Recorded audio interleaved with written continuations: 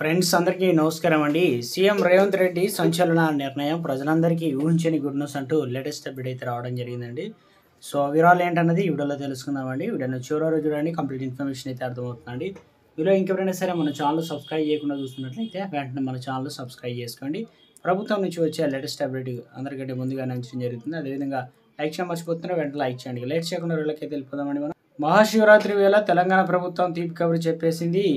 ఉపాధి హామీ కూలీలకు ఇందిరమ్మ ఆత్మీయ భరోసా నిధులు విడుదల చేసింది. ఇక తెలంగాణ ప్రభుత్వం ఎన్నికల కోడ్ అమల్లో లేని ఉమ్మడి రంగారెడ్డి, ఉమ్మడి మహబూబ్నగర్ జిల్లాలో నిధులు జమ అయ్యాయి. ఎన్నికల కోడ్ ముగియగానే మిగతా లబ్ధిదారుల ఖాతాలో నిధులు జమ కానున్నాయి. శివరాత్రి రోజు శుభవార్త. తెలంగాణ ఉపాధి హామీ కూలీలకు శుభవార్త తెలియజేశారు సీఎం రేవంత్ రెడ్డి. ఇందిరమ్మ ఆత్మీయ భరోసా కింద నిధులను విడుదల చేసింది. ఎన్నికల కోడ్ అమల్లో లేని ఉమ్మడి రంగారెడ్డి, మహబూబ్నగర్ జిల్లాల్లో కూలీల ఖాతాలో నగదు అయితే జమ అయ్యాయి.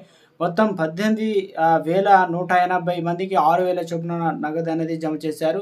ఆ రెండు జిల్లాల్లో 66,240 మంది ఉపాధి కూలీలు ఉన్నారు. ఇక లబ్ధిదారులకు నిధులు 66,240 మంది కూలీల ఖాతాలో 39.74 కోట్లు జమ అయ్యాయి. ఇప్పటి వరకు 83,420 మంది ఉపాధి కూలీలకు 50.65 కోట్ల చెల్లింపులు అయితే చేశారు. ఎన్నికల కోడ్ ముగియగానే మిగతా లబ్ధిదారుల నిధులు అనేది డీబీటీ పద్ధతిలో కూలీల ఖాతాలో నేరుగా అయితే జమ చేయనున్నారు. నెల రోజుల కిందట ప్రారంభమైనటువంటి జనవరి 26 తారీఖున రైతు భరోసా కార్యక్రమం ప్రతి మండలంలో ఒక గ్రామాన్ని ఒక పైలట్ ప్రాజెక్టుగా తీసుకుంది. గ్రామ సభలు నిర్వహించి కూలీల ఖాతాలో నిధులు అయితే జమ చేసింది ప్రభుత్వం.